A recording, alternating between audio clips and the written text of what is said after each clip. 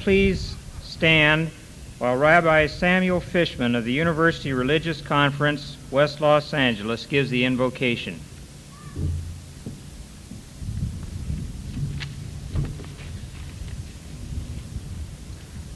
This prayer is one which was written by a famed physician who lived in the 13th century. His name was Moses Maimonides. Almighty God, Thou hast created the human body with infinite wisdom. 10,000 times 10,000 organs hast Thou combined in it that act unceasingly and harmoniously to preserve the whole of its beauty, the body which is the envelope of the immortal soul. They are ever acting in perfect order, agreement, and accord. Yet, when the frailty of matter deranges this order, then forces clash and the body crumbles. Thou sendest man as beneficent messenger to heal the disease which may strike it. Thou hast blessed the earth and all that is therein, enabling thy creatures to alleviate suffering and to heal illness. Thou hast endowed man with the wisdom to relieve the suffering of his brothers, to recognize his disorders, and to discover the powers with which he may apply them to each ill. Support me, O God, in these endeavors, that they may benefit all mankind, for without thy help, not even the least thing will succeed. Let me be content in everything except in the great science of my profession. Never allow the thought to arise that I have attained sufficient knowledge, but vouchsafe to me the strength, the leisure, and the ambition ever to extend my knowledge. For the art is great, but the mind of man is ever expanding.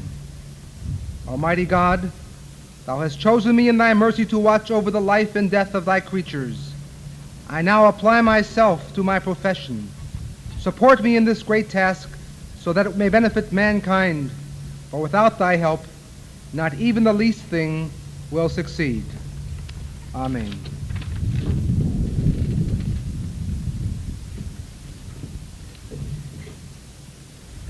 Please be seated.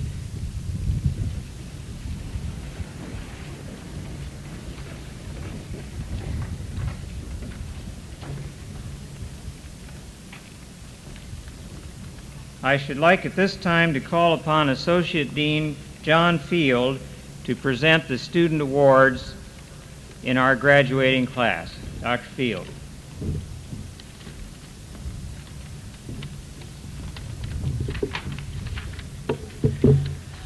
The great general award of the MD degree is going to be presented too, but these are special awards within it. And for the first two groups of awards, I would like merely to read the names to you. There is in medicine an honor society, which is, in a sense, the Phi Beta Kappa of the undergraduate medical curriculum, and election to it is indeed a very high honor. And the following students were elected to Phi Beta Kappa this year: Gerald Dennis Berman, Stanley Einzig, Pat Crossett Hardy, Gesta Werner Iwasiuk, Michael Dennis Landman, Corey Hale Marco, Joshua Jacob Tofield, David Hoffman Van Thiel, Albert Vance Vogel, and Roger Allen Winehouse. The School of Medicine heartily congratulates these awardees. There are also a list of major scholastic honors awarded as a result of high and sustained performance during the 4 years of medical school in competition with this very select group. And if I may, I will read the names of these honorees and will ask them to rise as their names are read, if they will please do that. The honor students were Gerald Dennis Berman, Gesta Werner Iwasiuk, Michael Dennis Landman, Corey Hale Marco, David Hoffman Van Thiel, and Roger Allen Winehouse.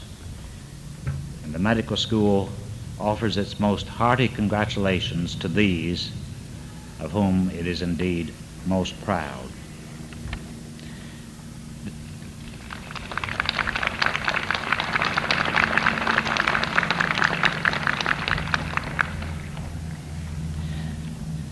Then there is a small group, it's always rather small really, of those who received highest honors. This is UCLA School of Medicine's Summa. There are two this year, and will these please rise when I read their names? I would like to add, before I do so, that the man who leads the list, the honors list, the first higher awardee this year, has set a 13-year record, and we're only 13 years old, for UCLA School of Medicine in scholastic achievement. Joshua Jacob Tofield.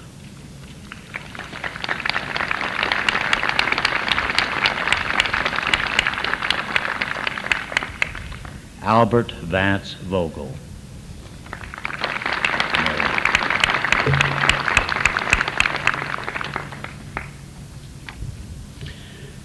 The next award is the award given by the Department of Surgery, known as the Surgery Medal, to that student who, in the opinion of the department, has shown the greatest proficiency and the greatest promise in the science and the art of surgery.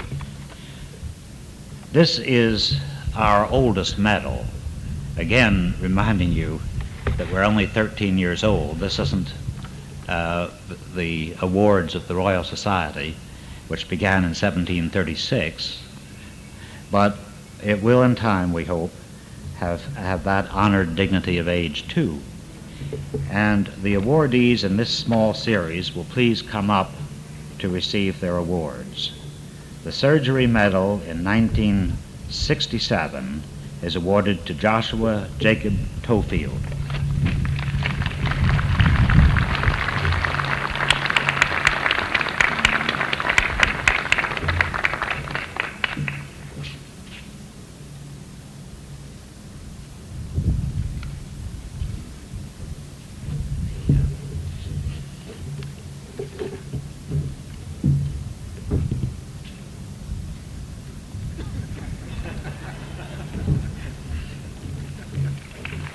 He nearly got 2 medals.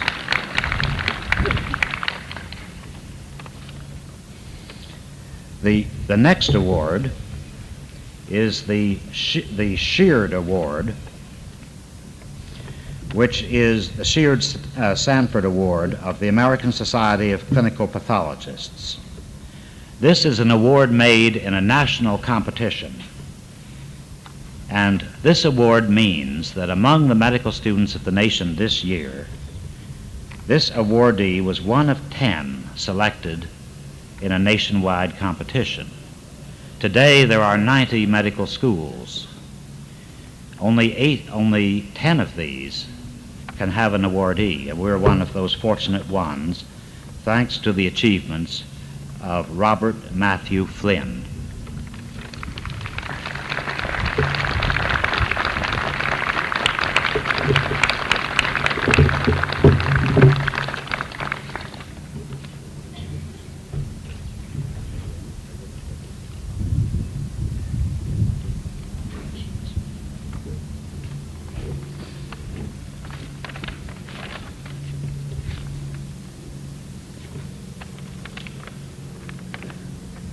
The next award is the Gladys M. Shea Prize in the Anatomical Sciences. This is presented by the UCLA School of Medicine, Department of Anatomy, as an award for achievement in creative and imaginative investigative work in the broad field of the anatomical sciences. And this award in 1967 goes to Dr. Michael Dennis Landman.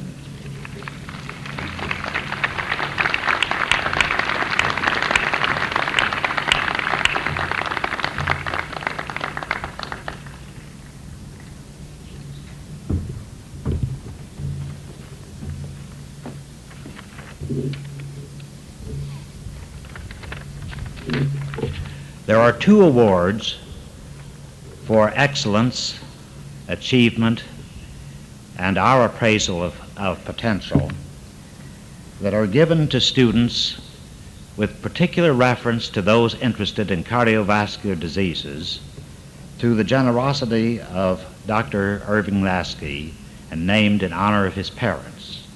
These are the annual Edith and Carl Lasky Memorial Awards.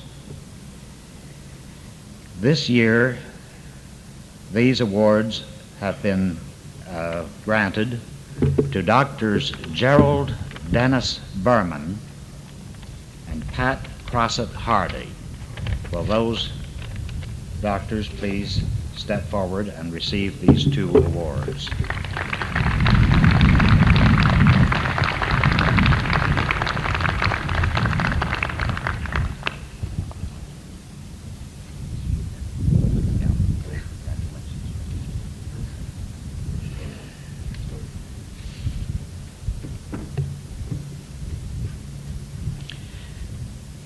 Another award of which we're very proud is a new one. This is the second in this series, made in honor of a great physician, Dr. Emil Bogan.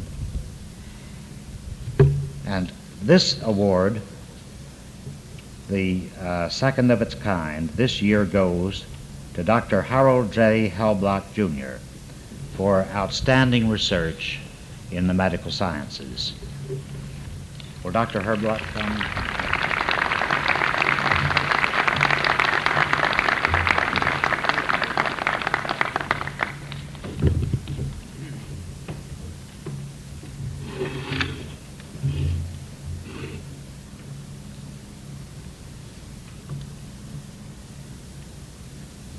Another award, which is new to us, is the Upjohn Achievement Award, which is again one of a national series, and an award made for distinguished academic performance and aptitude for creative and imaginative investigative work in medicine. That is, for the creation of new knowledge in medicine. And in 1967, this award has been granted to Dr. Michael Dennis Landman.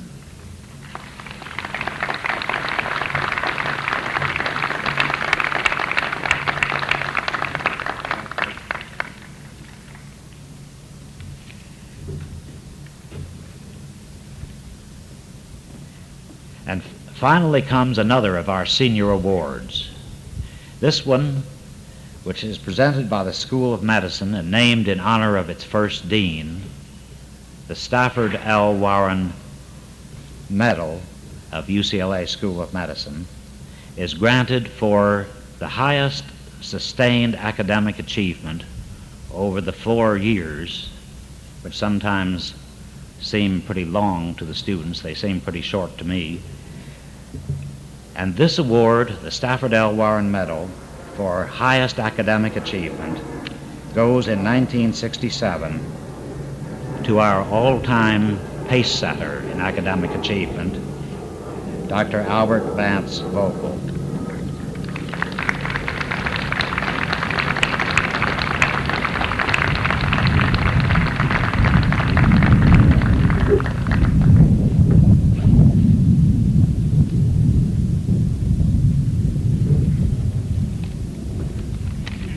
Those, ladies and gentlemen, are the awards of UCLA School of Medicine for 1967.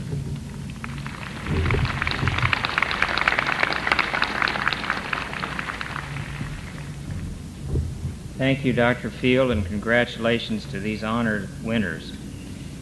Some years ago, a renowned British surgeon, I remember, was visiting the Johns Hopkins School of Medicine and appealed to the late Dr. Alfred Blaylock for a clarification. Dr. Longmire observed the visitor has distinguished himself in surgery of the liver, the stomach, and the heart, and I noticed that he also is superb in plastic surgery. Dr. Blaylock, could you tell me what division of your Department of Surgery is Dr. Longmire in? Well, Dr. Blaylock replied, Dr. Longmire is head of the Johns Hopkins Division of Difficult Surgery.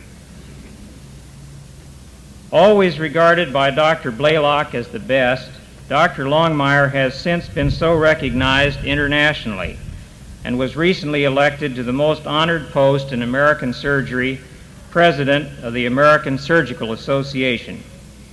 Ladies and gentlemen, it is a pleasure to introduce this year's Hippocratic Ceremony speaker, one of the best teachers on the UCLA faculty and chairman of our Department of Surgery, Dr. William Longmire.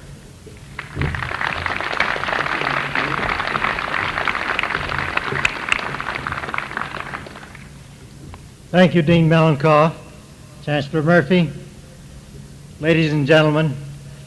It is indeed an honor to be asked to deliver this address to you this afternoon. I must say that in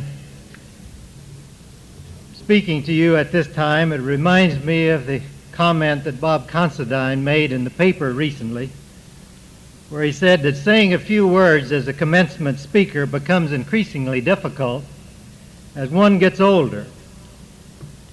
The speaker comprehends after a while that the natives, that is the graduates and those who are coming towards graduation, don't want to hear about how young they are, how much the world needs them, and something of their responsibilities. I look for one or more pompous commencement speakers to be rotten-egged or tomatoed come this June. My advice is to keep it short, keep it general, keep under cover, and better still, just don't show up. Since we're already here, and there doesn't seem to be very much cover, we'll try to keep it short and general, at least to start with. The topic of my presentation is Medicine Hasn't Lost Its Cool. The doctor doesn't have it anymore, says Richard M. McGraw, as he cites the loss of anticipated status in his book, Ferment in Medicine, as one of the chief reasons why the doctors of today in their 40s and 50s, some of those at least in the front rows, have failed to adjust to the present trends in health care. This group of physicians, McGraw points out, has shared many experiences. Like many of their colleagues, they were touched by the Great Depression. Many of them, or most of them, participated in wartime military service. They graduated in the late 1930s or 1940 with the expectation that with prolonged diligence in training and the associated financial sacrifice and postponement of other gratifications and goals, such as marriage, they would be rewarded by the attainment of a secure and favored professional status. According to McGraw, this group has a sense of unrequited sacrifice, for they never did attain the status that they had counted upon. They couldn't, he says, because the doctor just didn't have it anymore. Not that he hadn't done pretty well financially and in some other sectors of his life, but by 1950 the doctor was just not as important a person in society as he had been back in 1930 and 1940 when this group made their commitment to go into medicine. Therefore, in terms of an expected reward, he has suffered an important personal loss in anticipated status not realized. Others, in attempting to explain the physician's reactionary attitude towards major changes in our health care and medical practice, would be somewhat dumbfounded by McGraw's Freudian introspective analysis of their reaction. They would rather simply and straightforwardly tell you that they started their professional careers under one set of rules and that they have had their ups and downs, but in general, with a determination and a professional zeal, they have attained a certain degree of success, and they just don't want the rules of the game changed in midstream. After achieving some success in 25 years of practice at playing, say, gin rummy, they suddenly don't want their careers, their family futures, and the well-being of their patients to hinge on the untested ability to play mahjong.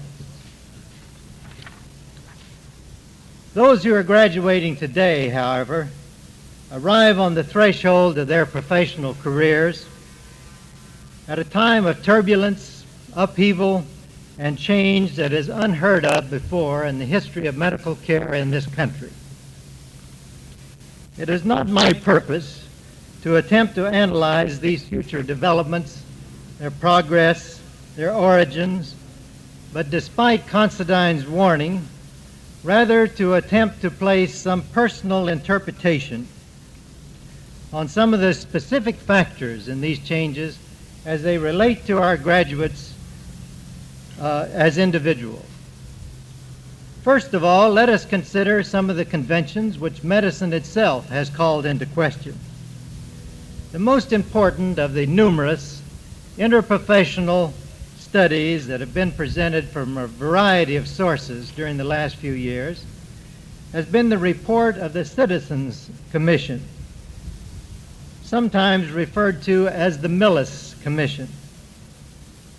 The Board of Trustees of the American Medical Association authorized the establishment of this group, and they called it a Citizens Commission because they were convinced that the time had come for a searching external examination conducted objectively in the public interest. Accordingly, the trustees appointed a majority of the commission members to this study from outside of the field of medicine. As a matter of fact, there were only 2 doctors in the group of 18 members of this commission. Many of the recommendations of this group, important as they are, do not concern us this afternoon. For example, the recommendation to abolish the internship.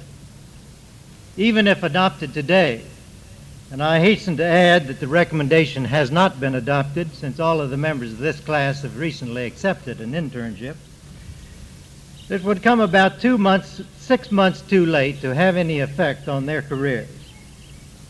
Unless the graduates shed a tear for being required to spend a year in a training period that is about to be abolished, I would recommend that you don't, for this is really just a question of semantics.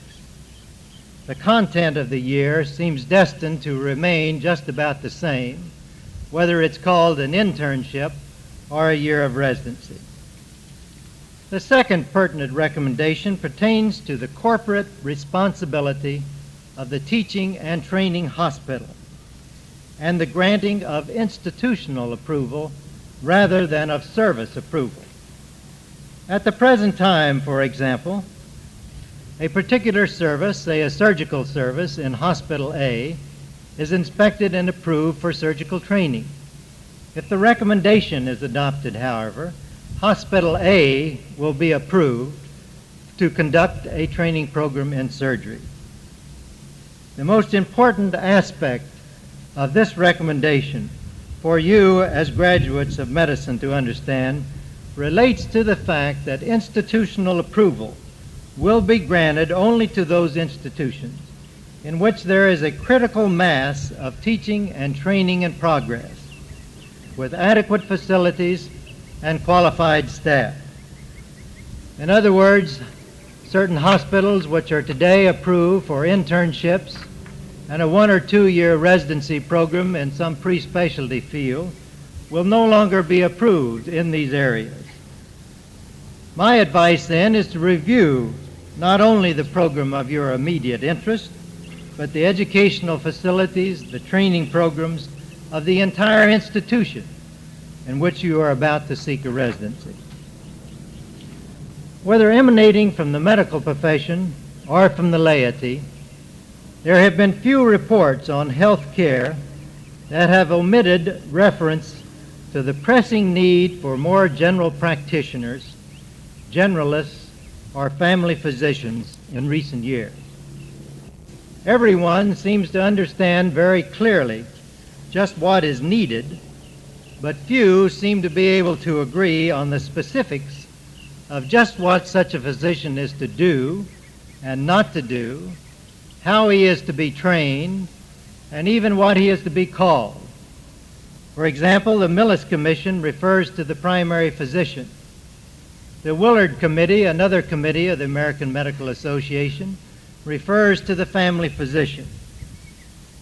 Both reports, however, insist that this physician must be afforded equal status with other accepted specialists, and that his specialty will be in comprehensive and in continuing medical care.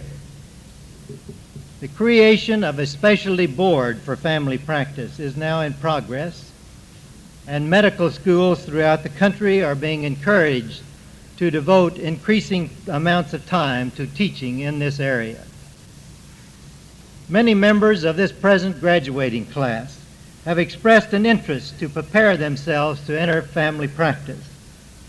When questioned on previous occasions regarding places and programs from training in this field, in all truth, one must at the present time recommend an application to an orthodox type of residency, either in pediatrics, internal medicine, or possibly in surgery.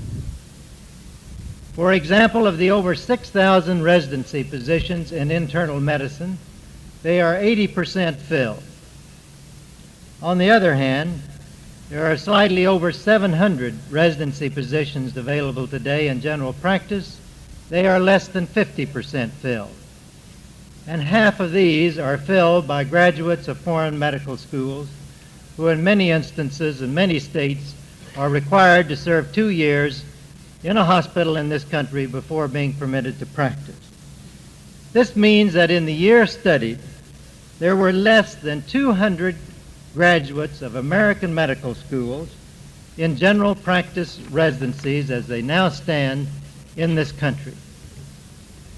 With the new interest in this field, there will undoubtedly be much better training programs, but it is doubtful if they will come in time to be of help and to fulfill the desires of the members of our present graduating class. But again, whatever the graduates do, if they wish to select a family physician training program, make certain that it prepares you as an expert, as a specialist in the field of continuing and comprehensive medical care, and that it does not prepare you as a second-rate internist, pediatrician, obstetrician, or surgeon. The most attractive programs that have so far even been discussed seem destined to produce a few hundred family physicians a year, whereas the country undoubtedly needs several thousand a year if they are to be any answer to the unfilled needs that are today being attributed to an inadequate supply of family physicians. Today's admission standards in almost every medical school in America are designed either intentionally or unintentionally to produce specialists. The professor of medicine in one of our leading medical schools in America stated not long ago that the scholastic performance of a pre-medical student in mathematics was the best indicator of his performance in medical school, and that therefore of greatest importance in selection of students for the study of medicine was the performance in this field. Now, there are undoubtedly many fine family physicians who happen to be very good mathematicians, but there would seem to be very little correlation between mathematical expertise and the qualifications for family practice. To keep abreast of the never-ending developments in specialized medicine, and at the same time to answer this new demand, the existing and the new medical schools in America must be prepared probably to admit several thousand new medical students each year. My guess would be approximately 3,000. we're going to have to admit students whose attributes differ from those that we concentrate upon at present. Less emphasis on the hard science, more on social science, more on the humanities, more on a record of activities indicating an ability to relate well to those about them in a non-academic setting. And finally, of finances. Of most immediate interest to you as graduates are house staff salaries. As society asserts its right to be provided health care, as the society is doing through federal legislation that is currently being enacted, it must also assume its obligation to support those who provide this care. When one considers the total medical service offered to society, at least in a specialty, a large share of this service is actually being provided by interns and residents. For example, of the some 25,000 physicians in the United States who consider themselves specialists in general surgery, that does not mean that they are board certified, but they identify themselves as specialists in this field. More than 5,500 of them are residents in training. Therefore, one might say that approximately 1/5 of the service to society in the field of general surgery is actually being provided by residents. Salaries are certainly better today than they were a few years ago, but they are still not adequate to reflect the health care contribution being made by this group of physicians. Having bitterly contested Medicare and other forms of health legislation and blocked their enactment for a number of years, the practicing physician is actually now finding these new programs to be quite a windfall. Not only is this producing, even though heavily discounted, a reliable new source of income, but the physician has emerged, strangely enough, as one of the few members of the entire health care team to retain a righteous posture. He has not only obediently accepted the job of policing this program, which he fought so bitterly, but he has done this unwanted job efficiently and effectively. In a recent review of the California Physician Service, the insurance company that handles payments under our CalMed Title 19 legislative program, less than 1/3 of the money that had been paid out had gone for physicians' fees. 2/3 of the money had been used to pay hospital and nursing care costs. And as these latter costs continue to spiral, the physician's average fee that was calculated at this time after several months' experience was actually less than that had been anticipated prior to the onset of this program.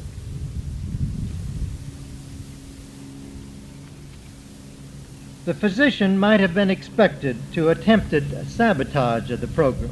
As a matter of fact, a technique that was repeatedly threatened before the passage of the legislation.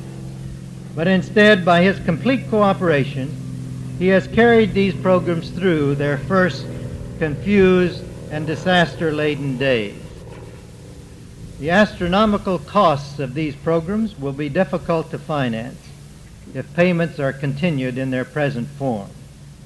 But despite these financial problems, past political experience would indicate that these services are going to be continued, and undoubtedly they will be expanded. Ways will be found by the government to reduce the cost per unit of service. The compulsory generic prescription writing is a good example of what could become the insidious beginning of a technique to be applied over and over in the next few years. That is, the reduction of unit service costs by compulsory standardization on a national basis. Well, how will you graduates and other physicians fare in this process? You will do very well if you stay well organized, if you continue to be alert, and if you serve a useful and vital role to the citizenry of tomorrow.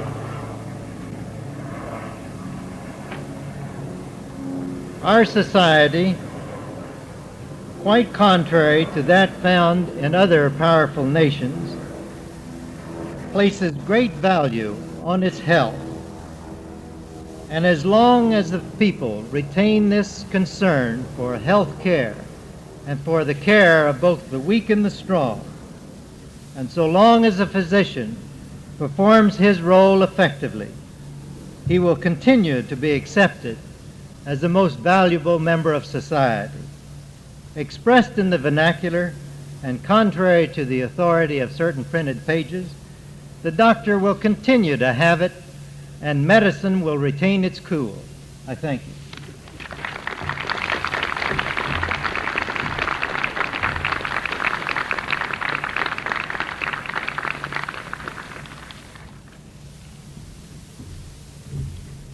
I should like now to call upon Assistant Deans Edward Langdon, Ralph McKee, and William Swanson for the hooding of candidates for the degree Doctor of Medicine.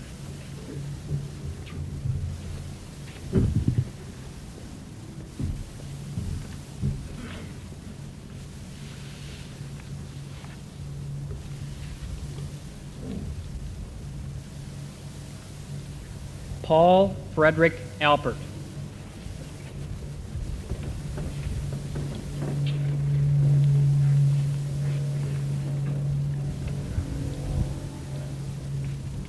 Gerald James Bailey.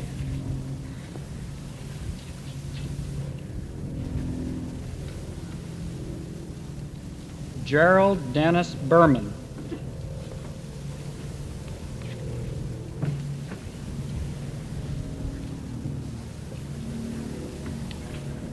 Alan Lester Brooks.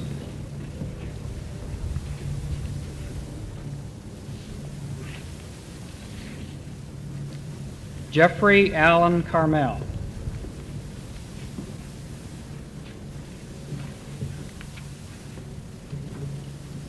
Robert William Syak.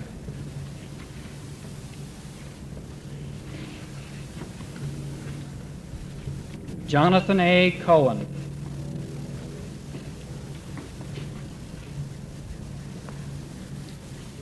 Richard Arnold Cohn.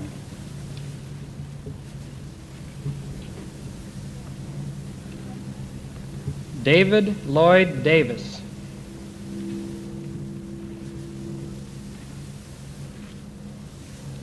Leland Joseph Davis.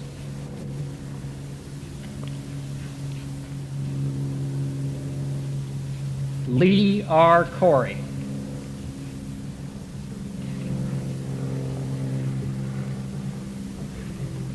Stanley Einzig.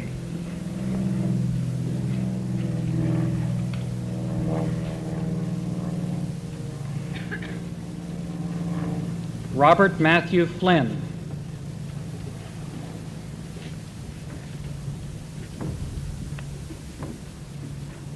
Richard Greenfield.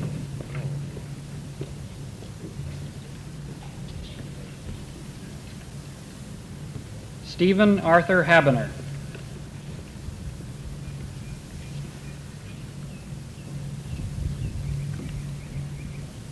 Jane Kravig Haldane.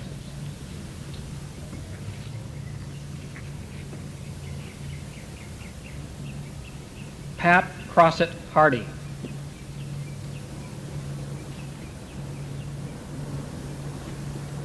James Arthur Hathaway.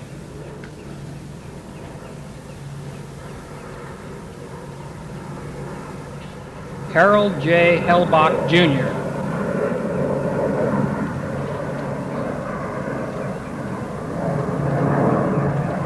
Ronald Martin Henn.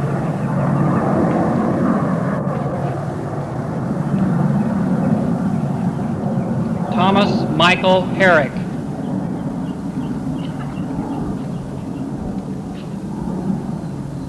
Donald Bennett Horowitz.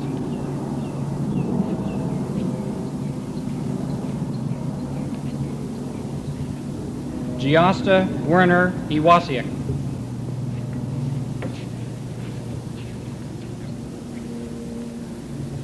Paul Orrin Jacobs.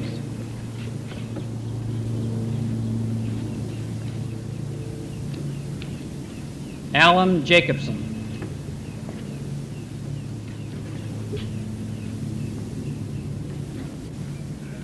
Richard Bruce Germain.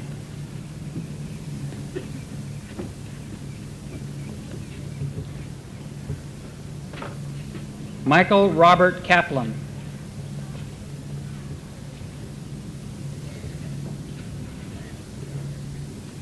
John Allen Kipe.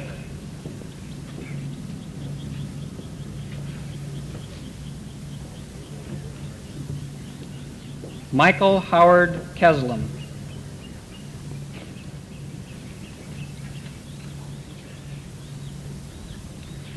Ronald Lee Corrett.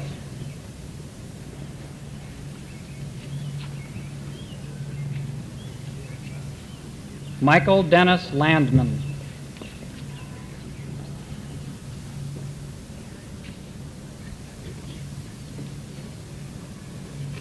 Edward Fred Levine.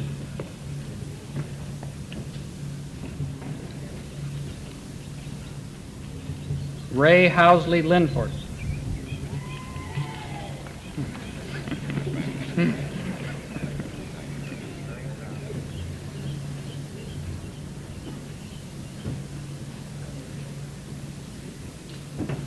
Bruce Littman.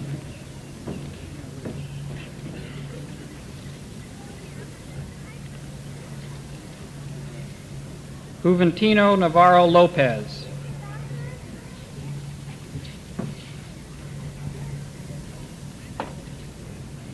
Corey Hale Marco.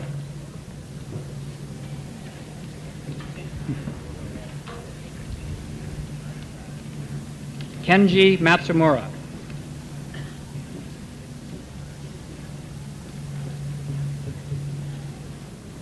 Jean Meredith Matskin.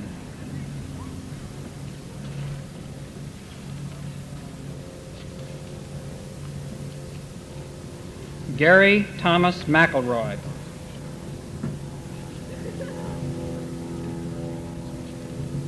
Nelson Tadashi Nakaji.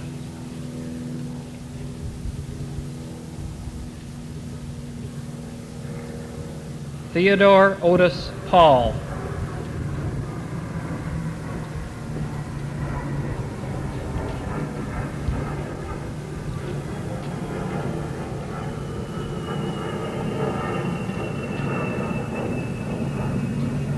Theodore Otis Paul.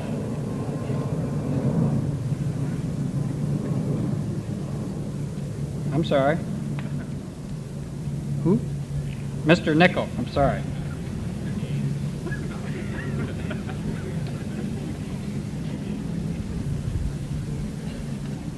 Anita Flesh Posner.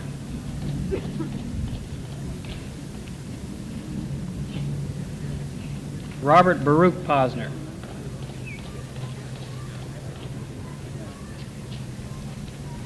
Philip Donald Prosen.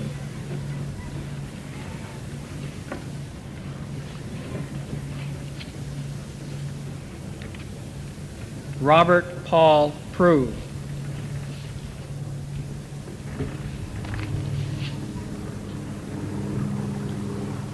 Vincent Mario Ricciuti.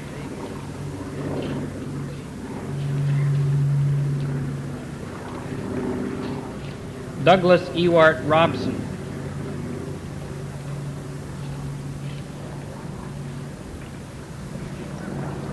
Dennis Noburo Sakai.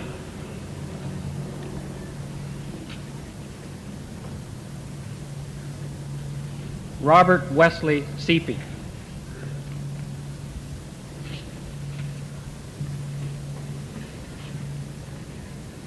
Robert Allen Shapiro.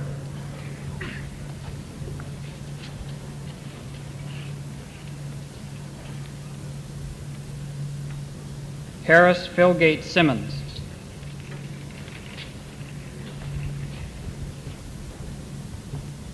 Barry Dennis Steele.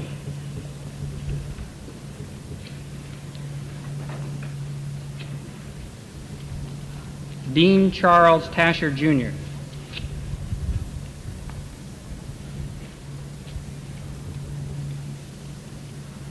Joshua Jacob Tofield.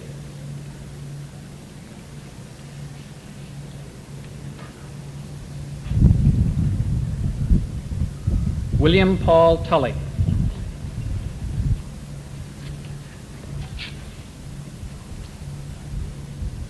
David Hoffman Van Thiel.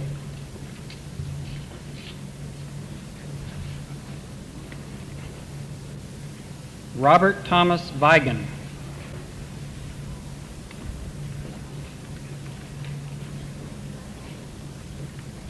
Albert Vance Vogel.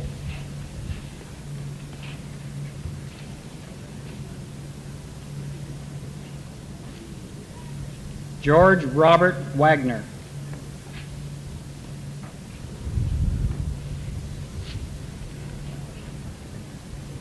Roger Allen Winehouse.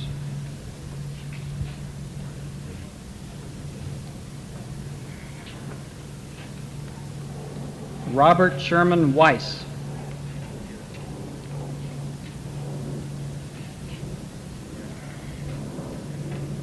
Gary D. Whitlow.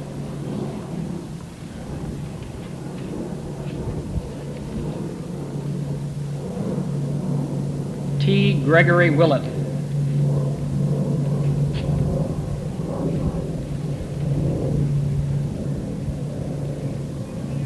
John Wong.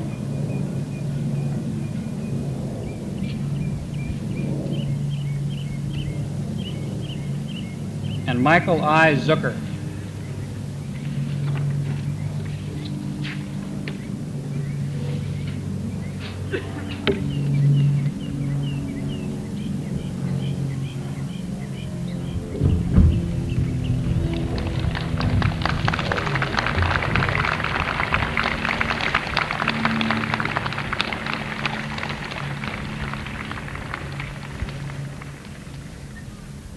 Will the candidates for the degree of Doctor of Medicine please rise? Ladies and gentlemen, at this time it is my pleasure to introduce the Chancellor of UCLA, the most outstanding university executive in this or any other nation, Dr. Franklin D. Murphy.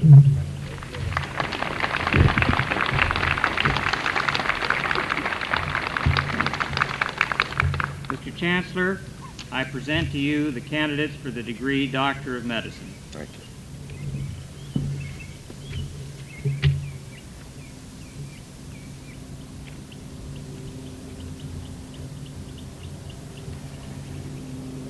Ladies and gentlemen, by virtue of the authority vested in me by the Regents of the University of California, I confer upon you the degree Doctor of Medicine with all of the rights and privileges pertaining thereto. Congratulations.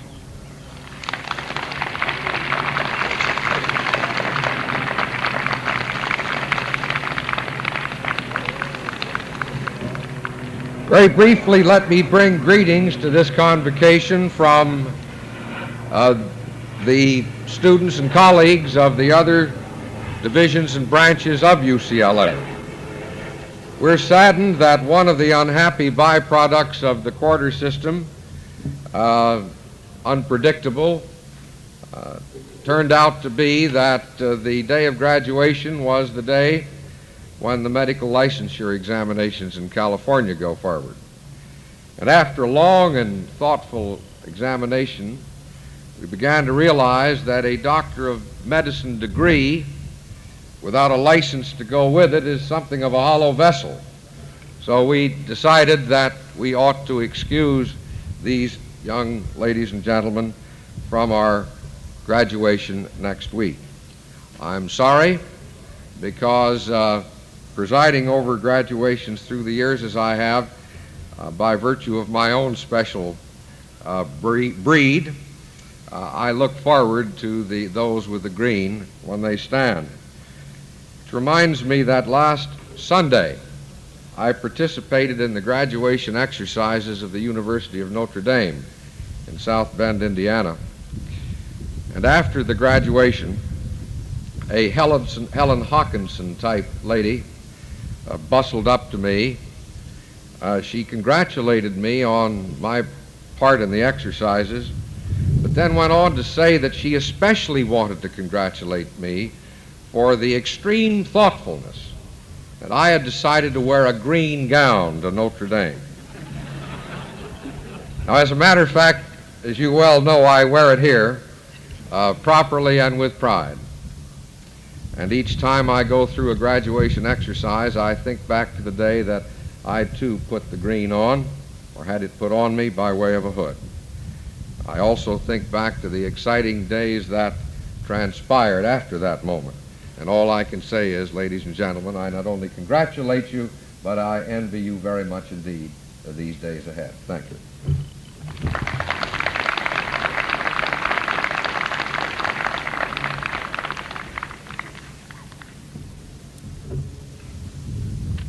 Will the doctors of medicine of the class of 1967 please rise?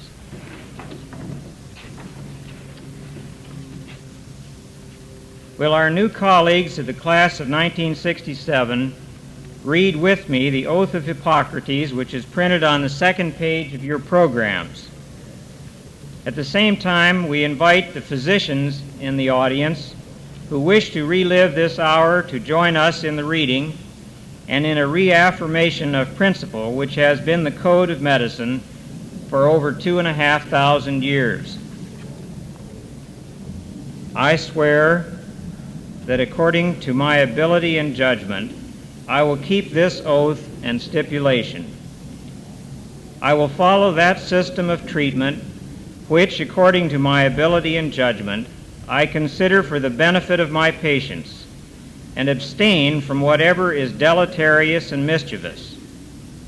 Into whatever house I enter, I will go into it for the benefit of the sick, and will abstain from every voluntary act of mischief and corruption.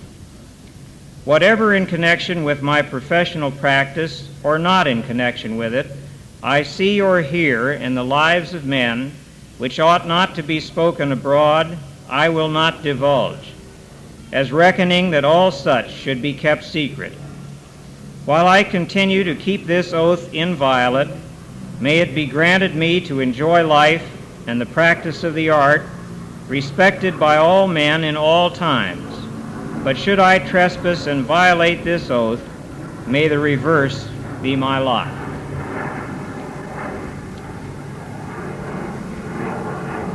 Ladies and gentlemen, following this ceremony, the audience is invited to a reception in the student lounge of the medical school.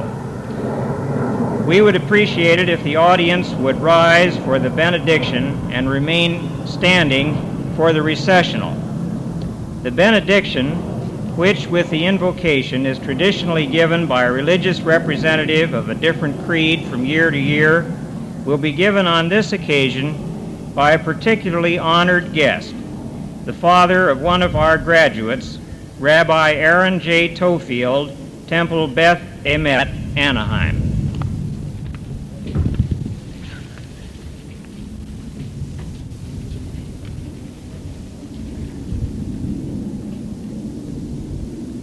Heavenly Father, thine is all praise, as this great institution of learning and of healing sends forth into the community of man these thy new messengers of healing. Sustain them in their arduous tasks, that they falter not in thought, word, or deed, in alleviating human pain and sorrow. And may it be thy will, O God, to bring about the glorious day for mankind, when there will come the fulfillment of the vision of thy prophet, who said that those who love thee and know thy name, there will arise the Sun of Righteousness with healing on its wings. Amen.